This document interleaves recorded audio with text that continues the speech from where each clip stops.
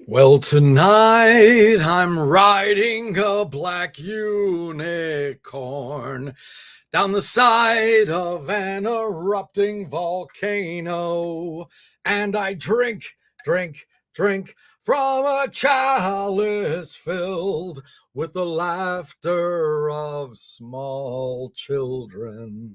Welcome to the July 2024 Aurelio Voltaire video newsletter.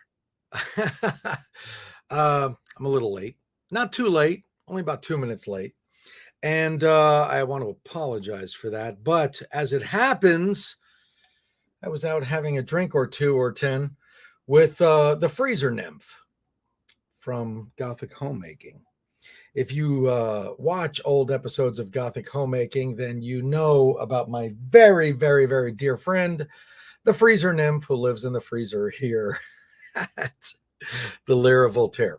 Sadly, she had to move because I got a new refrigerator, which you'll be seeing at some point in my kitchen renovation. So now she lives elsewhere. She lives in Antarctica, but she's still kind enough to come and visit. And sometimes we go out and we have a drink or 10. And so the video newsletter has begun. And as always, I'm going to start out with, where am I playing near you? Let's go to that graphic. Oh, there we go. The Halloween Forever Tour. Now, oh gosh, I don't even know if this is the most recent one. Let's try this one. Yeah, that one looks maybe a little bit better. Oh my God, can I read that? So, as you know, Chicago, St. Louis, Hamden, Connecticut, Brooklyn, New York, Nashville, Tennessee, Austin, Texas, Fort Worth, Texas, Mesa, Arizona, Portland, Oregon, Seattle, Washington, Denver, Colorado, and Colorado Springs have happened. Those shows have happened. And those were all with my very good friends, Vision Video. We had a really good time, and I thank you greatly if you came out to any of those shows. However, there are more shows coming up this week in Monterrey, Mexico. I'm playing Friday at La Conde. It's a convención, una convention? Una convention. That's some Spanglish there for you. Convention in Monterrey, Mexico this Friday. And then July 14th, I'm in Mexico City at Foro Bizarro. You know, and I got to take the graphic off for 1 second. I have a very special couple of guests at that show. You may have noticed, if you looked at the graphics, that I have not announced who the opening bands are. Oh, if you're Mexican, you know, I'm going to say this part in Spanish because there's probably not going to be any Americans there. Si eres mexicano y si sigues mi música y si vas a venir a mi concierto en la Ciudad de México, julio 14, los abridores van a ser dos personas muy especiales. Una persona muy cerca a mí que amo mucho, y otra persona que, si eres mexicano y si te gustas el rock y si escuchas mi música, definitivamente conoces este músico. Es un secreto. I'm not going to tell you who it is. You'll just have to come and see for yourself. And then after Mexico City, we have Sioux Falls, South Dakota at Club David. Then Tampa, Florida at New World Brewery. Then Orlando, Florida at the Abbey, Knoxville, Tennessee at the Concourse. And then I have 3 shows in Poland, one in Warsaw. And I think this is an old poster, I'm sorry to say, because one's in Gdańsk and the other one's in Poznan. So I apologize for the old graphic. The Biafra show is actually in Gdańsk. And then there's a show in Indianapolis, Indiana, St. Augustine, Florida, Los Angeles, California, Mechanicsburg, Pennsylvania, Providence, Rhode Island, Boston, Massachusetts, Kansas City, Missouri, Richmond, Virginia twice. Oh, yeah, the other one's not on here because I'm playing in Richmond, Virginia at Nightmare Weekend. And the very next night I'm playing at Fallout in Richmond, Virginia. And then I'm playing at Terror Town in Williamsburg, Ohio. Then Sacramento at the Colonial Theater. New Orleans at the Goat. I'm getting back to my roots of playing Devil's Night in New Orleans. Then it's time for the UK tour. London, UK at 229 Club. Then Bristol, UK at Dare Shack. Cardiff, UK at Fuel, my very first show in Wales. I'm very excited for that. Nottingham, UK at the Chapel. Wolverhampton at NAC, Sheffield at Corporation. That show sold out last year. We'll see if we sell out this year. Manchester at Rebellion, and Glasgow, Scotland at Ivory Blacks. And those are all of the shows for 2024. That's not true. That's not true. There's another show that's not on there, and that is Dragon Con. This will be my 25th year in a row performing at Dragon Con. What's in these drinks? Dragon Con. And so I hope you will come and see me. I think I'm playing Saturday night at 11 p.m. in the Centennial Ballroom before Rocky Horror Picture Show. And I will be doing my usual an hour with Voltaire panel at Dragon Con. And that is going to be my 25th anniversary hour with Voltaire panel. So come early, because it is definitely going to sell out. And that, ladies and gentlemen, is everywhere I'm going to play in 2024. And then, we'll think about 2025 later. So those are all of the shows. I forgot to put on my little banner here that I like to put on. Let me look for it. It's over here in banner. No, it's not in banners. It's in brand. No, it isn't banners. Jesus Christ. All right. Here we go. Is it this one? Please hold your questions for the Q&A at the end. It's not that one. It's this one. That's the one. All right. So where's my brand? Okay. Is that it? Oh, that's kind of cool. Or we can use that one. And how do I get rid of this other one? There we go. There we are. I apologize. I'm grossly disorganized for this one. But last year,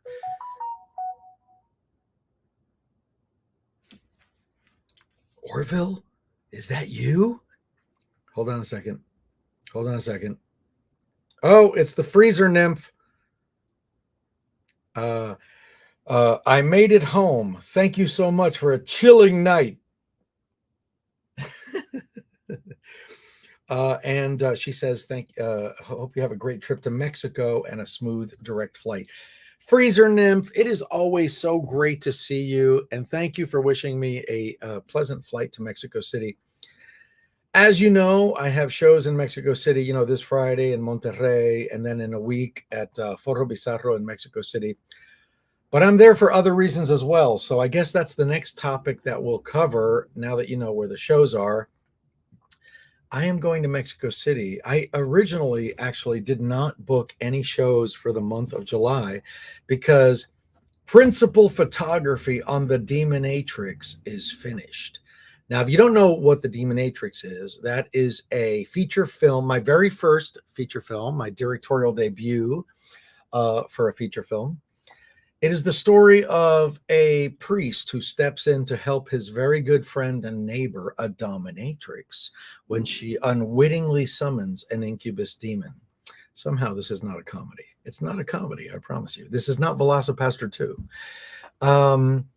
And we filmed this movie in Seattle in most of April of this year. Now, principal photography is finished, but there's this one flashback scene that takes place in Mexico. And so I have reserved all of July to be in Mexico and to be sure I had everything that I needed to make sure I can film this flashback scene. It's a one-day shoot, but if you guys out there are filmmakers, you know that a one-day shoot takes a lot of planning, a lot of casting. You have to hire crew, you have to find a location, all of this fun stuff. And I only recently just found out that we don't have a budget. We don't have a budget because, and now granted, those of you who contributed to the Demonatrix Indiegogo were extremely generous, but we tried to make a movie that is so much more elaborate than the money that we had. So we spent all of the money that we had to make the Demonatrix and then some, and we are super, super, super in the red. So as I'm about to go to Mexico, I now am kind of unsure as to whether we're going to be able to do this flashback or not. Now, that doesn't mean the flashback's not going to happen. Of course it's going to happen. It just means that since I'm booked every single week of the year until the end of November, that flashback scene may need to be shot in December, which of course sets everything back. And then instead of the film coming out in 2025, who knows? Who knows when it'll be out? I am still hoping and trying to make this shoot happen the third week of July in Mexico City. We're going to need a great cinematographer. I have a great actress in mind. You know, this is a flashback scene. So this is Father Veto, who's my character, the priest, when he's a small child, encounters the devil in a marketplace. And he's with his mother. And I have a great casting choice for the mother. I do need to find a small child to play young Father Veto. We have a demon, and I've cast our actor for the demon. And he's someone that I think will really excite you if you're Mexican. and we have a great effects crew. So those are the pieces that are in place. Everything else needs to be figured out. So if by any crazy chance, I'm just going to throw this out there because this is really pretty last minute.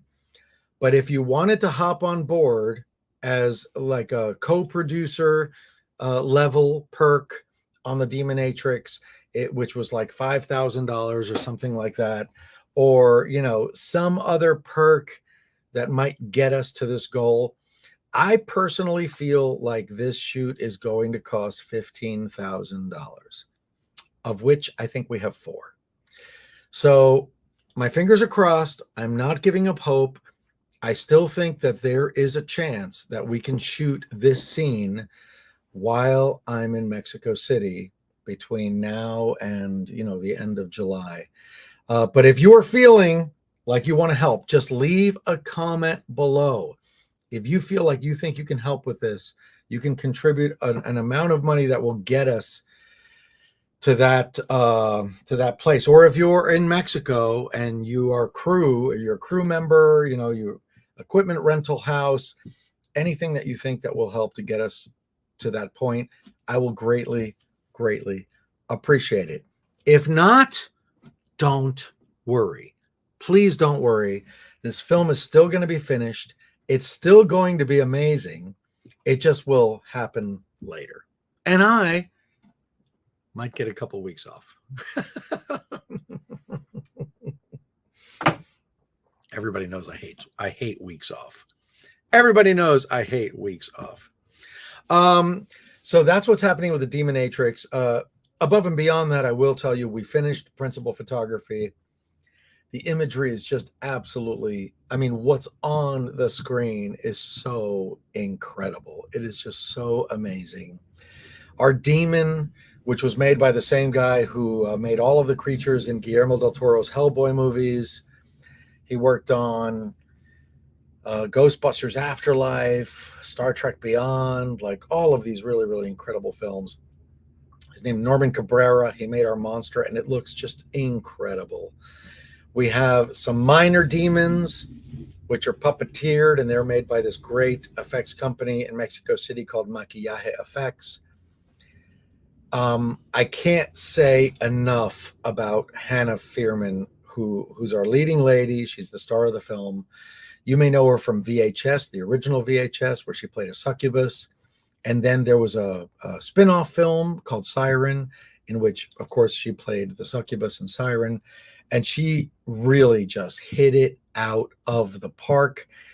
There are so many, this movie's like an onion. I mean, it has so many levels. Like, she plays a dominatrix, but she's also, you know, like somebody really domestic. And she's also somebody trying to convince a priest to do things he may not feel comfortable with regarding, you know, the exorcism or non-exorcism of demons. And it's such a multifaceted role. And you know, she's an aggressor and a victim. There's just, because there's this incubus that's after her. There's so much to that role, and just every single moment of being behind the camera, watching her perform, I had nothing to say most of the time. I'm directing and I had nothing to say most of the time, just because, wow, just what an actor, just incredible, incredible skills. But, I felt that way about everyone on set on the Demonatrix. Jeff Farrell, who is my co-writer, co-director, co-producer, and co-star. He's also in the film. I had only ever seen him in this like really one tiny little part that he did in one of his own films called Ghostlight.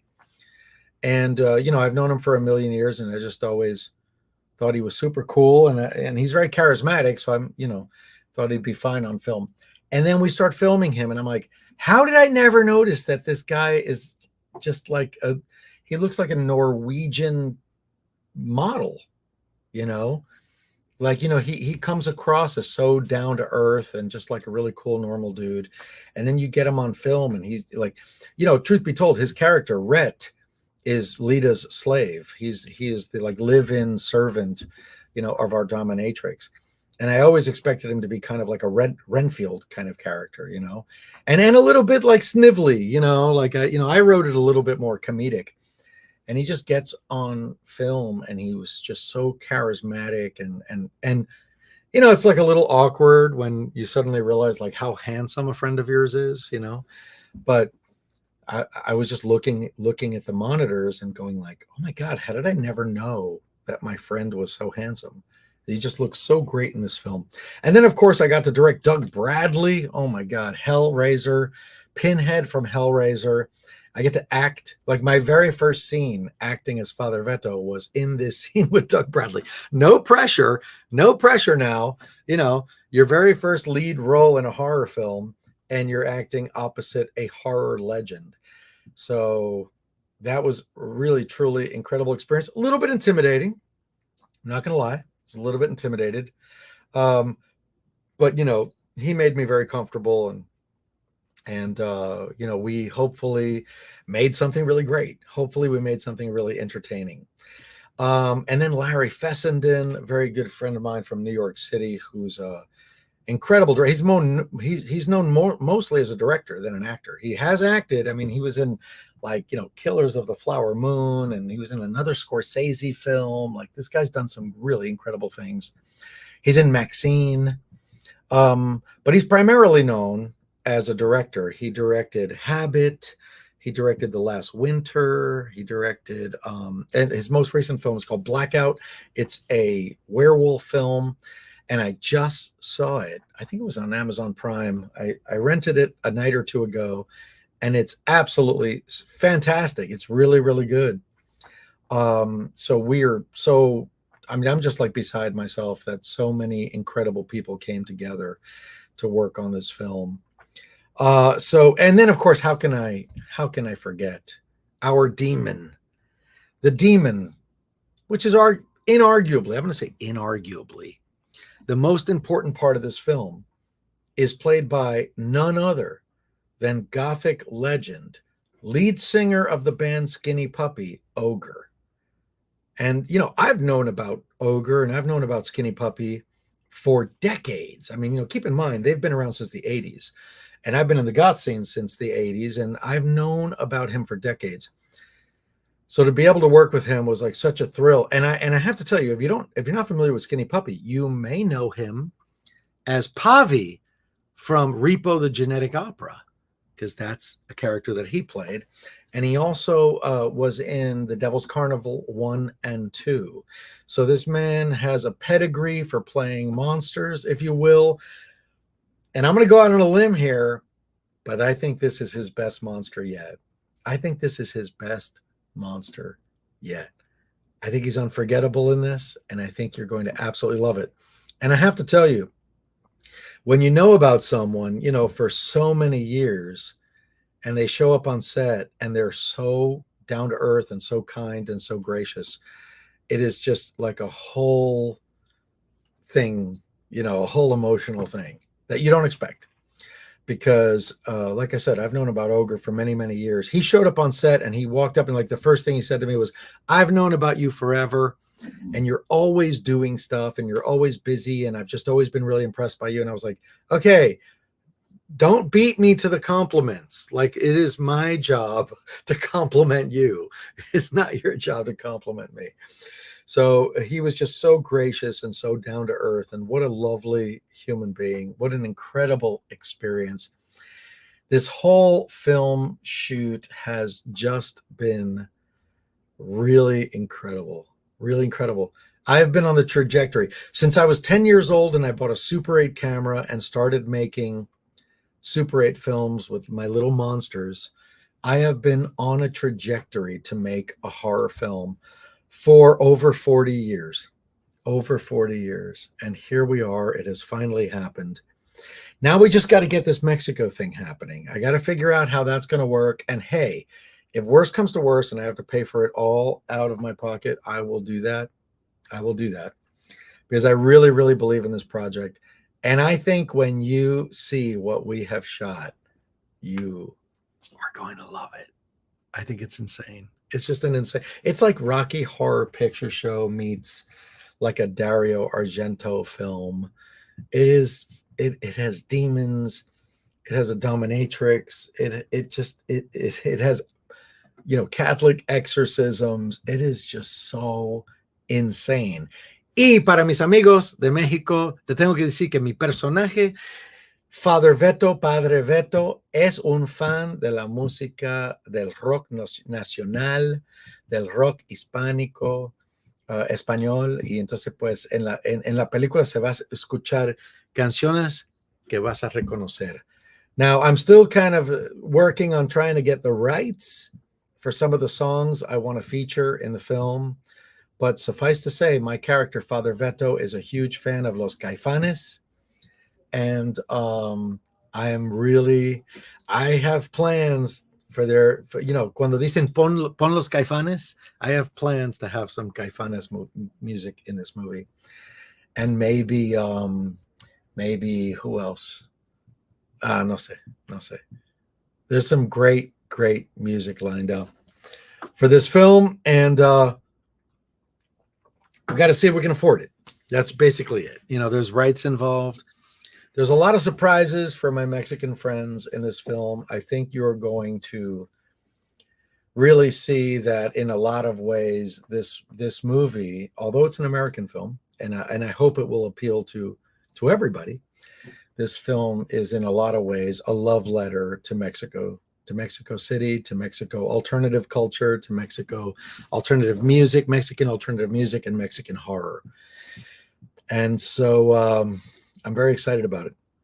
And I guess that's all I'm going to tell you about the Demonatrix. Again, if you just by chance feel like you want to be involved in funding this flashback scene in Mexico this month, and you think you have the capabilities to do that, leave me a message in the comments. We'll talk later. If not, don't worry. I'll figure out a way to make it happen. And that leads us to the next thing I want to talk about, and that is my Gothic Life book. Hey, you know what this is that I'm holding? Because up until now, should I reveal some secrets? Should I reveal some secrets? You've seen me do this. Do I do this? No, I probably do this. This is my good side. You've probably seen me do some thumbnails in the past that look something like this, right? Like, right? Or maybe like this. Thumbnail, click. But what you did not know is that this is the book that I was holding. This is what they call an upside down book. This is what they call an upside down Bible. This is an upside down book. This was the what they call a dummy. So a dummy is the actual cover. It's the actual thickness, but inside you'll be horrified to learn that it looks an awful lot like that. It's just a blank book inside. So, you know, I know what's inside the book because I created everything in the book. But, you know, when I've been showing off the book, I've had to show off this dummy. I should probably sell that. You know, maybe someone here should just get this as a present. I don't know. We should maybe have a contest. If you can think of a good contest, let me know. But now I have this. You know what this is? This is the actual book. Oh, yeah. Maybe that'll be the thumbnail. Click. The actual book looks like this. Look, there's actual pages inside. Let's flip through it, shall we? Do you guys hate spoilers? Turn away if you hate spoilers. Gothic Life, the essential guide to macabre style. That's the table of contents. Look how glossy and beautiful these pages are. This is high quality coated stock. Oh, there's yours truly.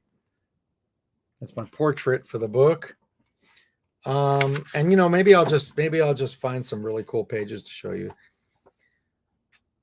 There has never been a book that has so beautifully captured the lair of Voltaire. Look at this.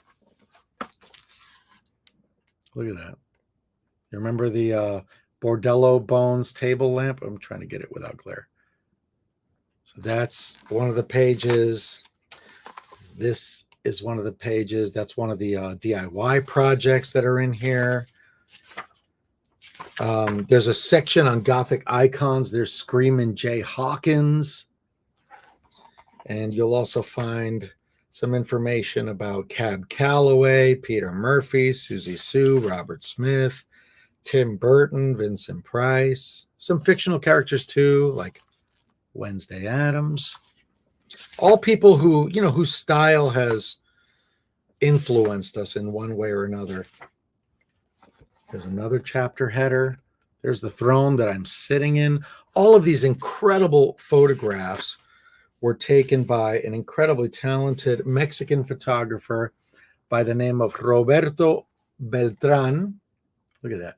Oh, how do we, there we go. That's pretty good. Look at that. I'm telling you, the lair has never looked better. There's my bathroom. That's my bathroom. It's a little sneak peek of the kitchen in here as well. But you'll be seeing more of the kitchen when Gothic Homemaking returns, but we're going to get to that later. There's another chapter header with all my corvids. It's just really an incredible book. It's a coffee table book, which is to say that there are a lot of photographs, or a lot of really fantastic photographs, but it is a book. Well, here's a guide to some of the coolest things that I have found in stores for decorating. Anyway, as I was saying, it is ultimately a book about macabre style, and it is a DIY book. So, you know, it doesn't exist just to show you that there's this cool stuff that I bought or that I made. It shows you how to make these things. So these are all projects. There are DIY projects in here. There are recipes in here. There's an entire section on entertaining. This book is over 200 pages long. I'm trying to try to find a recipe for you. Let me see if I can find a nice recipe to show off. Oh, come on, Voltaire. Get to... Oh, this is one of my favorites. It's one of my favorites. That is... You know, maybe we'll try to do this as a thumbnail. What do you say? Nah, it doesn't really work. Anyway, this is a roasted skeleton hand. A roasted skeleton hand that I make from parsnips. Look at that. And that's just one of the many recipes that you're going to find in here. There's an entire section on Summerween, how to decorate for Summerween, how to entertain for Summerween. Here's my take on the lawn flamingo, which is like a vampire vulture flamingo. This book just goes on and on. And then, of course, we get into Halloween. It just goes on and on and on. And then there's an entire section on Halloween, which is probably the longest section, of course. Look at this. Are you ready for this? This is one of the projects. How to make a pumpkin. Well, what do I call it in here? Pumpkin King posable figure. That's like a really generic way of saying stop motion animation character. That's really, honestly, a stop motion animation character. And there are recipes in here, and then it gets into creepy Christmas, all sorts of Christmas recipes and Christmas decorating. There's my Krampus ornaments. It goes on and on. It goes on and on and on. So what more can I tell you about the, oh, look at these cookies. Look at these cookies. Look at that. Don't you want to eat them? All right. Maybe I've shown you too much. Maybe I've shown you too much. Oh, there's more. There's a section on travel. This is the part where I take you to Indonesia to show you. Oh, this would make a good thumbnail. How about that? Click. This is just how the thumbnails are done, so I apologize if you're new here and you don't realize what the hell. You just think I'm a giant dork. That's okay, too. There's a section on travel, like places that I recommend. Excuse me. Other places in the world that I recommend you could go to expand your knowledge and your understanding of what darkness can look like, what macabre style can look like. Mexico City, Bali, Indonesia. And then if that weren't enough, you ready for this? There is a section on other creators who have made Gothic homes who I admire. You might recognize Jade the Libra down there on the lower corner. And this right up here, this is my good friend, Lawyer B. Douglas. Lawyer B. Douglas, look at it. I got to get close on this. Look at this. This is his home. Can you see it? Oh, right there. That's the Dracula bedroom in his home. These are incredible people who have also created Gothic lairs of their own. Oh, look, there's Dusty, Goth Dad. Can we get a little closer on Goth Dad there? Come on, focus. No, doesn't want to focus. All right, well, that's Goth Dad's home. And Reeby's in here. Reeby Hardy. Is it Rebby or Reeby? Reeby, right? The mother of Gothic baby. Look at that nursery. Just look at that nursery. Oh my God. So beautiful. So I felt that it was really important for people to understand that it says it's the essential guide to macabre style. And I stand by that. But my essential guide to macabre style is just one viewpoint. And I'm one person. And I feel that it was so important for people to understand that, first of all, everybody's welcome. Everybody's welcome to try this stuff. You know, whether you're black or white or thick or thin or young or old, or Muslim, Christian, atheist, Satanist, whatever your background is, if decorating your home in a macabre style brings you joy, do it. Don't worry about what anybody tells you. Don't worry about if people tell you that it's weird or you shouldn't be doing it, or somehow you don't belong for some reason. I think that's all nonsense. I think decorating my home like this brings so much joy into my life. And with this book, I finally get to share that with everybody. And so I really make it a point to make sure that anybody who picks up this book, when they start reading, they understand that they are welcome in this world and that it is available to everybody. This lifestyle is available to everyone. There is literally no one on earth who has any reason to feel like they can't have this if they want this. And that is the single most important thing to me. And then secondary to that is sharing practical tips. So if you want to know how to decorate, if you want to know, I'm going to try this thumbnail one more time. I really feel like I'm not getting it. Here we go. This is the one. Ready? 1, 2, 3. Maybe that's it. Who knows? Who knows? I just want to make sure that everybody knows that the joy that I derive from making my home look like Dracula's castle is available to absolutely everyone. And that's true about the goth scene. That's true about Gothic style. You would not believe how many people email me and they say, oh, I want to come to your concert, but I'm not Gothic. Is it okay? Will I be accepted? I'm like, oh my God. Yeah, like everyone is welcome. Everyone is welcome. You will never find a more accepting crowd as you will at one of my shows, because I make it very, very clear that everyone is welcome. And, my shows are not for Gothic people.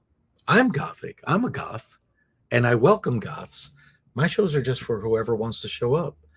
So whether you're into Star Trek or Star Wars or Dracula or whether you're a brony or a furry or an emo or whatever you are into, you're welcome. The only thing I ever ask is that you just respect the people around you. The same way we welcome you and respect you and embrace you for all of your weirdness and whatever crazy stuff you're into.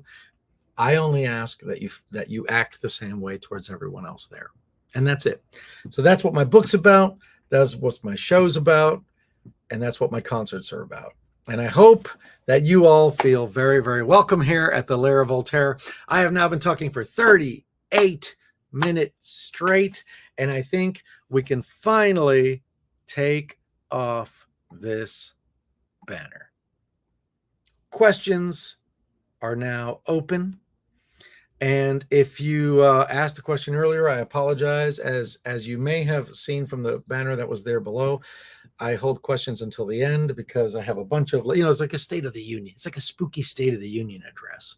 And I have a bunch of stuff I want to disseminate before I can get to the questions. But now that we've reached the question time, we have about 20 minutes for questions. And I'll be very, very honest with you. The reason we only have 20 minutes is because tonight is Forever Young, which is a party just down the street from me. And I have every intention of going. So let's see what we have here. My friend Amanda loves seeing you for the first time, and my sister Shara says thank you for the poster, and she loves it. I'm delighted to hear that. Thank you for coming to the show. What was that? That was Rena. Okay. What inspired you to make the song Almost Human for the album Almost Human? I made that album during a very, very difficult period where my partner and I were sort of splitting up, and at the same time, a family member who was very, very close to her died. Coming to get me.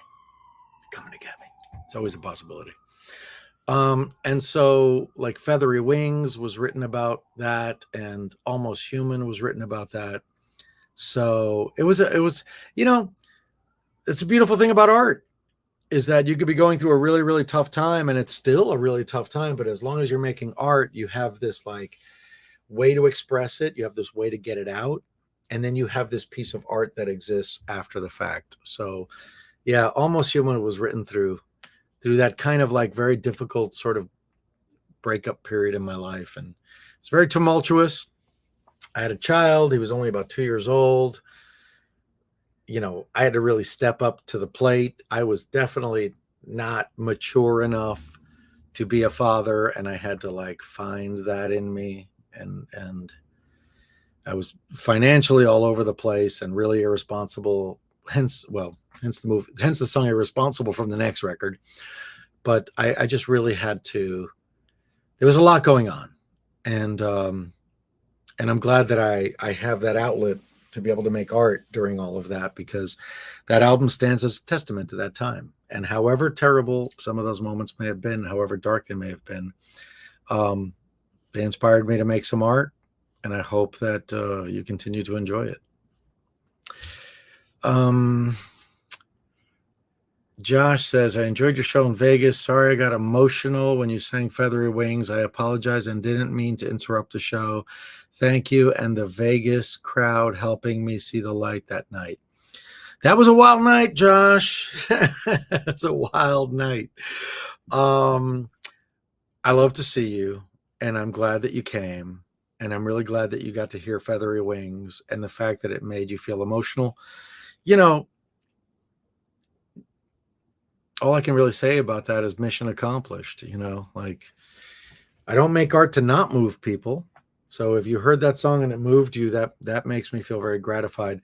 Things were definitely a little sloppy and crazy that night, and I'm really glad that between myself and the audience, we were able to like show you a good time and maybe keep you safe from falling off the stage and stuff like that. I would just recommend in the future, bring a friend, just bring someone in case you feel like you need somebody that you know well to support you. But we've always got your back. So, and now you know that firsthand. Have you ever lost confidence in yourself? If so, how did you find it again? Says Shaggoth's away. Yeah, that's like every day. I mean, that literally is almost every day. I lose confidence in myself often, as I think most artists do. You look at your life and you're like, well, I'm, maybe you, well, of course, we live in an age with social media where you're constantly looking at other people's lives and you're like, why am I not living that life? Why am I not doing better? Why am I not further along? And we all ask ourselves these questions, myself included.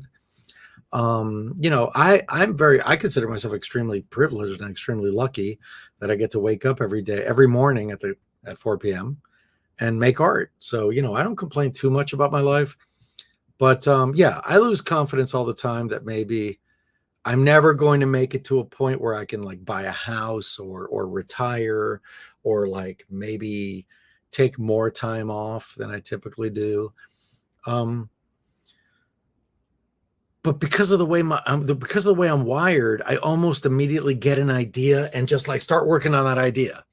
So that's the answer to your question. Like, how do I get over it? I don't. I just get distracted. Like shiny idea. And I start working on that. And before I know it, I'm just super excited about some dumb song I'm working on, or, getting back to working on, the Black Labyrinth novel, or drawing something. And just before I know it, I'm onto something else. So, but yeah, that's a pretty natural phenomenon. The whole like losing confidence in yourself. If you're an artist, that's pretty much like a daily occurrence. How's your movie coming along? Asked Zer did. I think I covered all of Demonatrix. So if you missed it, just watch the thing again, because I talk about Demonatrix for a good long while, but it's coming along. Who were you thinking about when you wrote Better Than You? I mean, I know who I think of when I sing along to it, but I imagine there's a story there. There is a story there, the Science Goblin, because the Black Labyrinth is a musical, and as a musical, it has like this whole big story. But unfortunately, the story is about as big as Lord of the Rings. So I put out the record, and now I'm writing the book, and it's no one I know personally, if that's what you mean. The song is sung by the half brother of Zenobia Vosk. And if you don't know who Zenobia Vosk is, she is the cave elf on the inside of like the CD packaging. There's a guy and a girl. The guy's Valerian. He looks a lot like me. And there's a girl. The girl's Zenobia Vosk. And it's sung by her brother. It's a sibling rivalry thing. It's almost kind of like that song, like, anything I can do, you can do better. I can do anything better than you. It has a similar thing. But it does come from, I would say, an internet phenomenon of people looking at your success and feeling like you don't deserve it, like they're the ones who deserve it.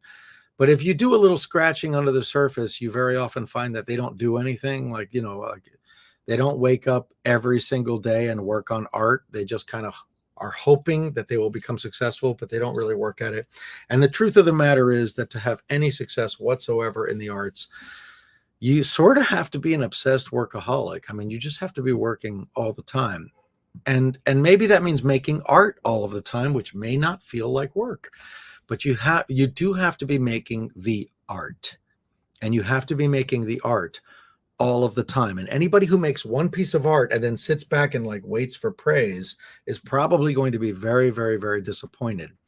So if you make one thing and then you're like looking at this other person who's getting all this praise and you feel jealous, so like that's kind of where the impetus for that song comes from. you'll more often than not find that that other person who's getting the praise has failed millions of times.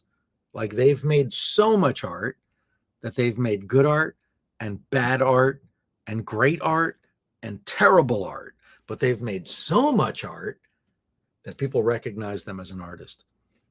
And they've made enough bad art that they now make enough good art to make up for it. And so I hope that answers your question. It's not about anyone in particular, unless you're talking about the story of the Black Labyrinth, in which it is 100% about Zenobia Vosk from the perspective of her half-brother, who's also a cave elf. What else we got? We'll be seeing you in Indianapolis later this year, says Gina. I look forward to seeing you there. Why did you grow your hair out, and why did you grow your hair out, and why did you cut it off? No reason. No reason. You know, grass is always greener, as they say. So your hair's short for a long time and you're like, I hate short hair, and you grow it long. And then it's long for a long time and you're like, I should cut this off. That's it. There's no, I wish there was more to it. There just isn't. The Hollow Seance says, Voltaire, I just want to say thank you. You helped inspire me to start a YouTube channel. It's fantastic. Good luck. The algorithm is an enemy to all of us, so I wish you the very, very best of success. Jonathan Vincent says, this may seem out of nowhere, but do you know anything about Pokemon? I only know one thing about Pokemon, and that is that I have to catch them all. I don't know what they all are that I have to catch, but I know I have to catch them all. That's all I know about Pokemon. I will tell you a funny story about Pokemon. There was the other night, I was in New York City. I live here in New York City where I live. And there was a gentleman, a young person, we'll say a youngster, just to prove that I'm old. He had his phone in his hand, and it was the middle of the night, and he stepped off the curb and started crossing the street staring at his phone. And I don't know if he had the light or not. And this bicyclist came racing around the corner and almost hit him. And he pointed at him and yelled, Pokemon, no! So it's like the opposite of Pokemon Go. I think he just kind of assumed this kid was like looking for Pokemons. Maybe he was. I don't know. What else we got? Daniel Rosas, Monterey concert is on Saturday. That is correct. Saturday. I don't know what time. They still haven't told me. I'm looking forward to reading Gothic Life. So many styles. Can I mix styles of goth to create something unique? Says Professor Cronus. Of course you can. And in fact, the book is specifically written in such a way that it encourages people to just take the ideas there as a springboard and go crazy with them and add like whatever your own personal aesthetic is to the equation to create something completely new. I say in the book, you know, your crazy new idea that you're adding to the goth scene might be like what we consider goth next year or in 10 years, you know, like Gothic scene and Gothic aesthetic is constantly morphing and constantly changing. And like and that is true because all of these people, new people, keep coming into the scene. And like at some point somebody was like, hey, I think Gothic is futuristic and I think it's putting multicolored yarn in my hair and dancing with glow sticks. And I'm not gonna lie, there was plenty of us that were like, wait, what? You know, and then that was cybergoth, and cybergoth dominated the goth scene for a minimum of 10 years, if not more. And it's still around as like one of the corners of under the Gothic umbrella. And stuff like that happens because new people come along and they bring their own aesthetic and their own passion to this existing aesthetic. And we should welcome and embrace that. I'm a trad goth. I like traditional Gothic style. I probably always will. I dabble in some other things, but I'm mostly into traditional goth. But I respect the ability of this scene to morph and to change and to grow. And I find it humbling that it could like turn into something like completely unrecognizable and still be accepted as Gothic. I find that humbling And I respect that. And, I'm, all in all, I'm just a brick in the wall. to quote Pink Floyd. So, if there's some aspect of the Gothic aesthetic that you love, like, gyrate towards it and surround yourself with it and love and appreciate it, but also appreciate that like new people bring new ideas. And there's room for that. There's room for everybody. I wish more people felt that way. Bipple says, Voltaire, what inspired you to write the song Crusade? It's a metaphor. I mean, like I had a son. I had just had my son just a few years earlier. It's on the same record as, Goodnight Demon Slayer. And it's when things were really heating up with like the Gulf War. There was a lot of like unrest in the Middle East, and there was a lot of like, anti-Muslim sentiment. And, it just made me think about how, Christianity was at odds with dragons at one point. And then in more modern times, Christianity seemed to be at odds with another religion. And there was this strife there. And I just like to try to look at the past and try to look at the lessons of the past and try to apply them to situations in the present to see if there's anything that can be gleaned from that.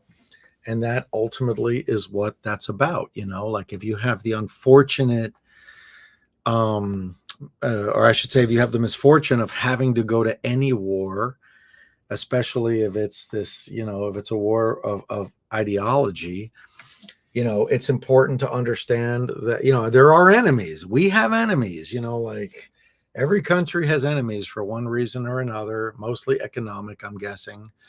And it's just important to understand that we are all human beings on this planet. And so however clearly defined enemy is in any particular case, you still need to understand that that other person is a human being. The minute you dehumanize someone, it becomes a really slippery slope to treating people in an inhumane way. So it's just an exploration of kind of understanding that when we accept things at face value, like us against them, like it's like we are us and they are them, and we are good and they are bad. And, there's going to be some element of truth to that, but you need to look a little deeper to understand that humans are humans. And to some degree, we all kind of want the same thing: to live, to love, to laugh, to be happy, to be at peace, to be successful, to have a place to sleep, to have food to eat, to not feel like our homes are going to be bombed in the middle of the night, like all of these things. I think I've probably overstated it, but that's what that was about. I hope that was succinct enough. Oh my Lord, so many questions. It was good at the time. Here's an idea for the blank Gothic Life book. You could auction it off for the Mexico shoot and give it to the winner. Yeah, the problem is the kind of money we need for the Mexico shoot is probably not going to come from a blank book. Someone might pay $100 for it. That might get us, I don't know. That might pay for like the vegetable stand that I need for this film, but probably not a lot more. But you never know. I just kind of think it'd be a cool thing for someone to have. That's pretty much just where I'm coming from. Rithian Black says, hey, Voltaire, I was hoping you can give relationship advice. Oh, that's the worst. Basically, it's the same as your song, The Ones Who've Hurt You. How can I reassure someone who is scared I want to hurt them and I am different? Scared. Oh, how do I reassure someone who is scared that I won't hurt them and that I'm different? Space. The final frontier. No, I'm kidding. Space. That's it. That's the best thing that you can do is offer space. Because when you're attracted to someone, you're infatuated with someone, you really want to have a relationship with someone, and they're maybe weary of you because of their past experiences, your natural inclination is to want to like get on top of them, to smother them, to be like, I've got like to hug them, to hold them, to grab them, to like encompass all of their life, to be there all of the time. That is the opposite probably of what you need to do in that situation. You need to give someone space. You need to let them know, I want to help you. I'm not going to hurt you. And I'm just going to be here. So I will be here, and you can come and seek my company whenever you like. And I'll be here for you. But I'm not going to chase you, and I'm not going to smother you, and I'm not going to try to convince you of anything. I will be here. And when you give someone that kind of space, somebody who feels unsafe is going to appreciate that the impetus is on them to approach you, as opposed to have to be dealing with you constantly approaching them. I think that's the best advice I could give on that scenario. And good luck. Happy I finally caught a stream. Sending you all the best vibes tonight. Thank you, Savvy. Savvy Hernandez, a fellow Hernandez. Dark Twisted Witch says, through the madness of work, creating these amazing projects and performing and life in general, how do you do it all while keeping your sanity intact? You think I've kept my sanity intact? That's really sweet. That's really cute. Yeah, no, I have definitely not kept my sanity intact.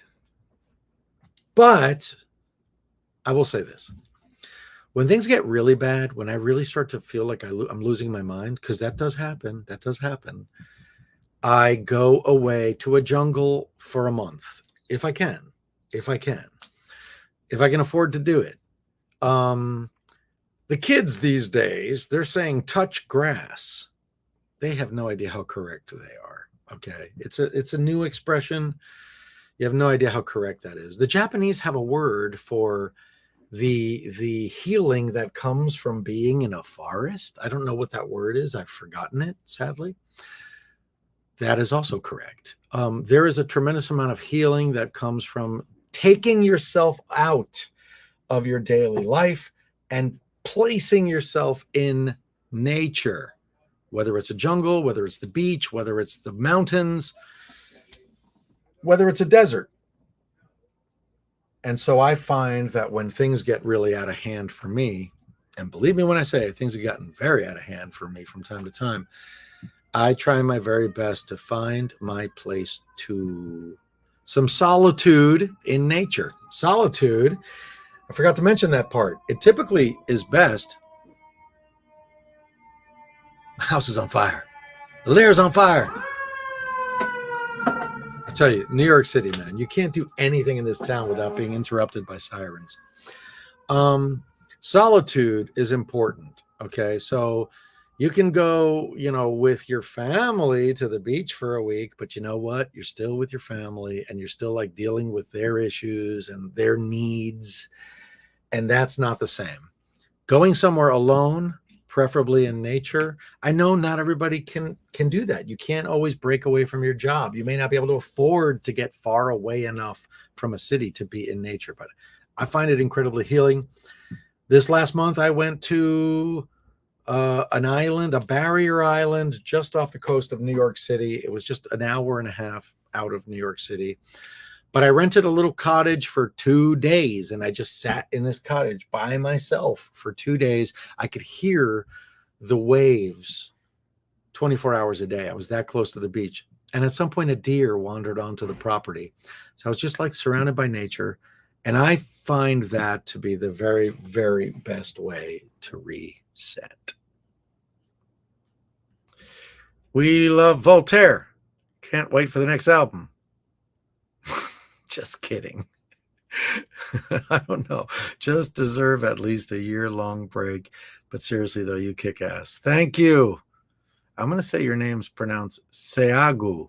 No, I can't pronounce it. Seugo. How about Chugo? Seugo? I hope I haven't butchered that. But thank you for the sentiments. What else we got here? Ian says, greetings from Ivan. With shows in St. Petersburg and Moscow, I miss them, and I hope to meet you in Buenos Aires one day. That'd be cool. I'd love to return to Buenos Aires. I was in Buenos Aires once, but I did not perform there. But, if I ever finally make that Spanish album record that I've been threatening to make, then a South American tour is in the cards, and maybe I'll see you there. It's Bipple again. If you remember me, I came to Salt Lake. No, St. Louis. Come to St. Louis more often, but in more Clayton or Imperial. But in more near Clayton or Imperial next time. Downtown can be dangerous at night. By the way, can you explain your song Crusade? Oh, I think I did. That's weird. Did I explain that song to you, perhaps? Because I just explained Crusade. So maybe I'm, sometimes with these comments, they tend to repeat. So I apologize if I saw that twice. If you missed my explanation of Crusade, just rewind. Pastel polar bears. I wanted to recreate your Candy Claus cookies for the Christmas special to give you in Ohio. Wanted to ask if you had any food allergies like wheat, dairy, etc. We all know. Oh, okay. It says we all know they were Sculpey. Okay, because I was just about to go, oh my God, I have some surprise for you. Those cookies were made out of Super Sculpey. There's no way I could have made cookies that cool looking. But no, I don't have any allergies. I also don't tend to eat anything at shows. So, I'd love to see them. I might even eat one, but I don't eat a tremendous amount of food. I mostly just drink rum and the blood of virgins. What else we have here? We should wrap this up. Oh my God, it's after 1 a.m. and Forever Young has begun. Please sing and play before you end the live. Sing and play? Sing and play what? I don't even have a guitar here. Says Natasha Richardson. I can't sing and play because I don't have a guitar. I recently was so fed up with the state that my apartment was in that I got 2 more storage units. I'm now paying double in storage than I'm paying for rent. And everything's there at the moment for the most part, which is good because it makes it just more spacious in here, which helps my mental well-being. So unfortunately, I cannot pick up a guitar and play anything for you. I could sing something for you. What should I sing? I don't know. I don't know what to sing. I'm completely stumped. How is it that a singer is completely stumped? What have I been singing lately? I was singing something today while walking down the street. What the hell was it?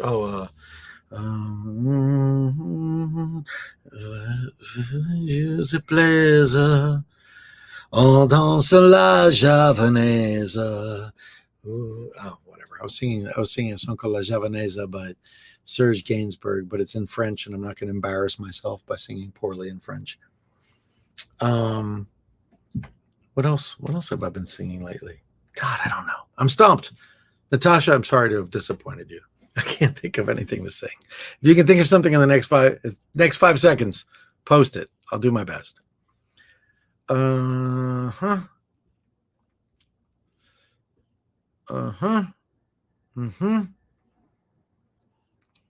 just reading through these as fast as I can because I got to go. And some of them are comments, which I greatly, greatly appreciate. But I'm looking for the questions. LJL, thank you for the super sticker. Greatly appreciated. Okay, fantastic. Thank you very much. Whatever. Someone's correcting my English. better than them correcting my Spanish. Be an innkeeper, not a gatekeeper. What a great thing to say, Lady Vile. I greatly appreciate that. What's the word I'm looking for? I concur. That's the word. It makes my wolfen heart happy to see you in your lair, sharing your passion with the world. Thank you. That's Dire Wolf Bites, otherwise known as my very, very dear friend, Dire Wolf. It's been far too long. We need to get together and have a drink and howl at the moon. If you haven't already been to Paradise Lost, the hell-themed tiki bar in the East Village We need to check it out. I think you're going to really dig it. Just be kind to people. I couldn't agree with you more, Gabriella. It's so easy. Like, why do some people find that so hard to do, right? It's the easiest thing in the world to do. It's just to be kind. All right. And oh, no questions, says Spellbild, I think. Just have fun at the party. Thank you so much. I'm going to use that 50, whatever NOK means. I'm gonna go with Necroner, maybe. I don't know. And I'm going to have a drink on you. Thank you so much. I appreciate it. Molenkia says we're really nagging places in Minneapolis to bring you back. It's been too long. No need to nag. No need to nag. But I appreciate it. I will be back. Don't you worry. I'm counting on doing that next year. And what else we have here? What does that say? 3R Lock. Thank you for the super sticker. You know, the problem is I even set myself a deadline for when who's that? Let's find out. Let's find out who dare disturb my slumber, even though I'm not slumbering. Let's see. Okay. God damn it, Direwolf. Just reply in the timeline, for fuck's sake. Here's an idea for the blank Gothic Life book. You could auction it off for the Mexico City. Yeah, see, for reasons I don't understand, some of these comments just repeat. Still trying to get back to Minneapolis. It's been too long. Also excited to see you with Doug Bradley. He's truly a gentleman. Yes, he is. Malenkia. Yes, he is. He was really fantastic to work with. Steve Gerber, thank you so much. And excited to see you again in Manchester. I'm excited to return. Voltaire, will you ever release the heavy drama mix for the man upstairs? Oh, my God. On your YouTube. Oh, because it is released on something like The Unquiet Grave or something like that. I don't have it. I don't even know where it is. So I don't know. Maybe. Who asked that question? That was Azrael. Azrael, I don't know. But thank you for putting the idea in my head. Because maybe if I stumble into it, I might do that. Yes, it was a good idea at the time, says you could do another crowd funder that worked well. Yes, well, we're probably going to do that for post-production. Like, we still need to write a score. We need to do a bunch of editing. We need to do a bunch of special effects. But that's after principal photography, so that's probably going to happen anyway. I just don't want to do it 3 times because that's really like asking too much from people, in my opinion.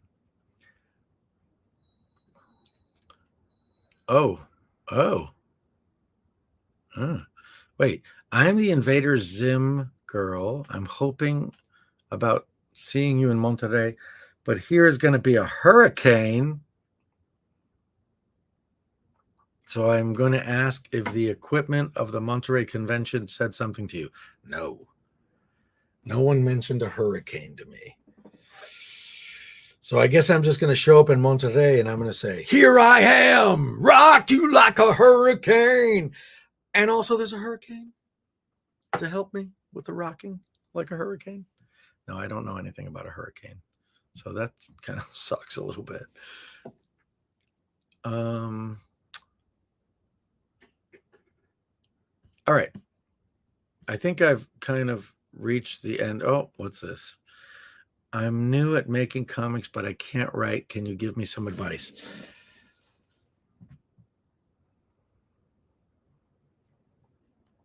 The first question that enters my mind is, if you want to make comic books, but you can't write, why are you making comic books?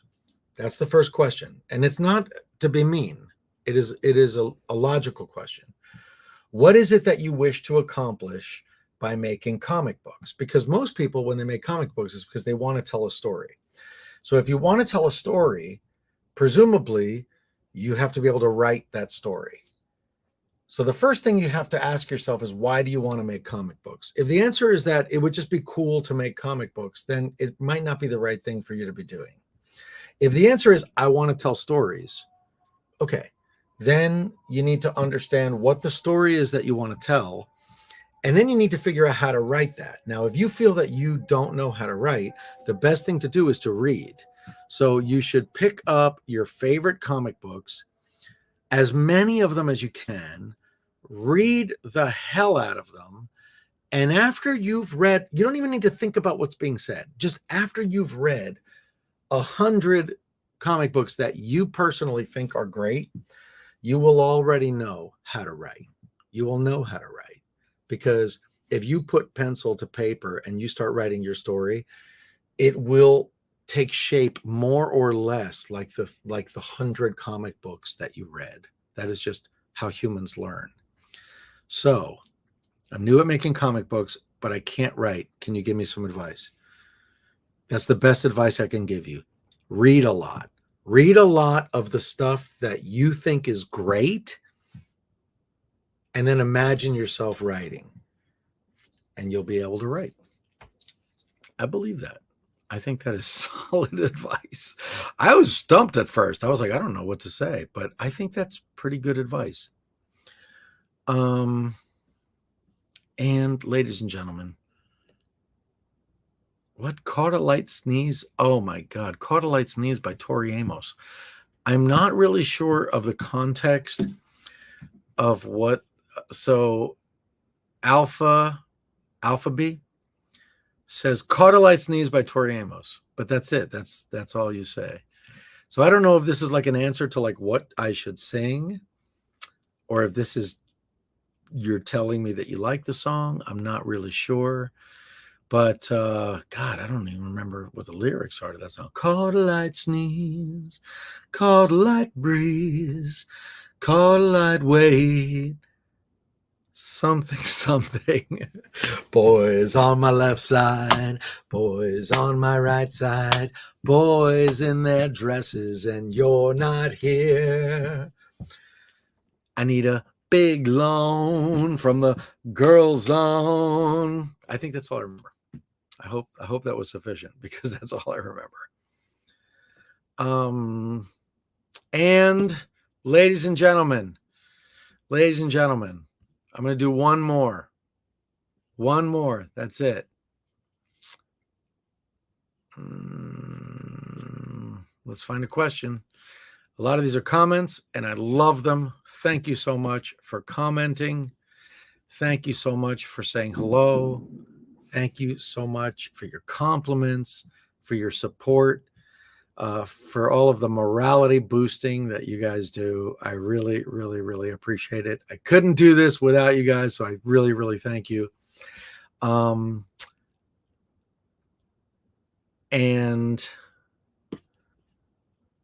oh, that's such a good question. Somebody, Exinilda says, is Mayumi touring? Mayumi is not touring. Well, Mayumi tends to front bands, right? So she's like a well-known ska singer. And so she's like she sang for like 20 years with Tijuana No. She has sung with Los de Abajo. She's one of the members of Las Unicornios. So she does a lot of that, but her solo career is just beginning, and she's not presently touring, but I have a feeling she may start doing shows soon. So I hope you will keep an eye on what Mayumi is up to, because I think there's going to be some really, really great music coming from her very, very soon. I'm going to leave you with this. I'm doing this show in Mexico. Well, I'm doing a show in Monterrey, presumably if there isn't a hurricane, because I just heard about that. That's going to be on Saturday. And I look forward to seeing some of you there. And then I perform in Mexico City Sunday, the 14th, with some very, very special guests. One of them, like I said, is a musician you all know, and I think you're really, really going to enjoy their show. And I'm going to leave you with that. Thank you so much. Don't forget, I can't reach my book. Don't forget to pre-order Gothic Life. It comes out August 20th. It came out. Oh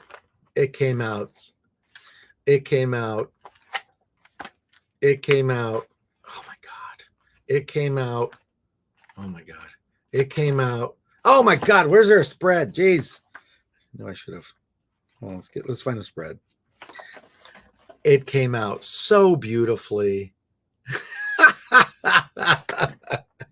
And I hope that you will enjoy it. It's like 3 to 4 years of Gothic homemaking projects all in one book. It's the best book I've ever made. That's a fact. If you own Painted Black, A Guide to Gothic Homemaking, throw it in the garbage. Just throw it in the garbage and get yourself Gothic Life. And I just realized that in all of this time, I never covered Gothic homemaking. So I'm going to make a quick announcement about Gothic homemaking. As you noticed, there were very, very few, almost no episodes last year, and that is because I was working on the book, which took up all my time. I had a really, really, really enormous idea for something I wanted to do with Gothic homemaking last year, and I was clearly not able to do it. I might be able to do that crazy, enormous thing this year, but it's going to mean no episodes until August.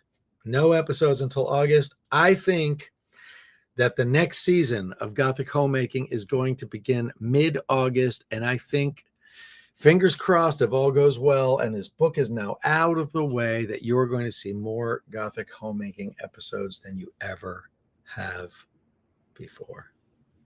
Thank you so much for watching. And now I'm going to go dance to the hits of the 80s. See you guys next time.